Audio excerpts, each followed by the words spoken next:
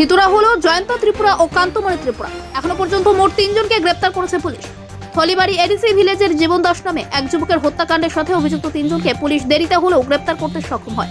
তাদের একজনের বাড়ি মাইক্রোসা পাড়ায়, অপর দুজন থলিবাড়ি এডিসি ভিলেজ এলাকায়। পুলিশ এদেরকে কোর্টে সোপর্দ করার পর দুজনকে 3 দিনের রিমান্ডে নিয়ে আসে পুলিশ। বুধবার একান্ত সাক্ষাতে যাত্রাপুর থানার ওসি স্মৃতি কণ্ঠবর্ধন এই খবর জানিয়ে বলেন, গত 21শে অক্টোবর দীপাবলি উপলক্ষে জগৎরামপুরের অন্তর্গত মাইক্রোসা পাড়ায় কালী পূজা দেখার জন্য রাতের বেলায় গিয়েছিল।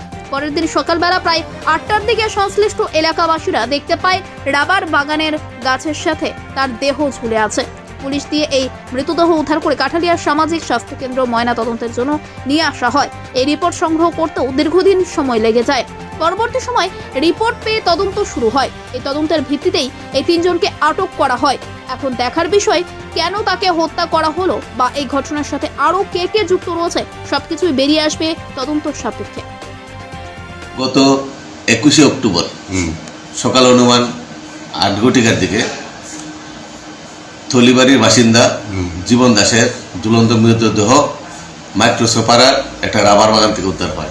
এই বিষয়ে আমাদের এখানে একটা মামলা নেওয়া হয় যাত্রাপুর থানাতে, এবং সেই মামলার তদন্তের ক্রমে আমরা 3 জনকে এখন পর্যন্ত অ্যারেস্ট করতে পারছি। থলিবাড়ির জয়ন্ত ত্রিপুরা এবং কান্তমণি ত্রিপুরা থলিবাড়ির বাসিন্দা, এবং মাইক্রোসোপাড়ার বাসিন্দা একজন গয়া ত্রিপুরা।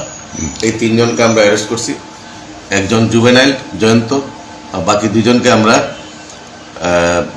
রিমান্ড শেষে আজকে আমরা আবার কোর্টে প্রেরণ করছি, এবং এই তদন্তে আরও কে কে জড়িত আছে আমরা অবশ্যই দেখছি, এবং ইনভেস্টিগেশন চলছে, এবং সুষ্ঠুভাবে আমরা ইনভেস্টিগেশনটা করার চেষ্টা করছি।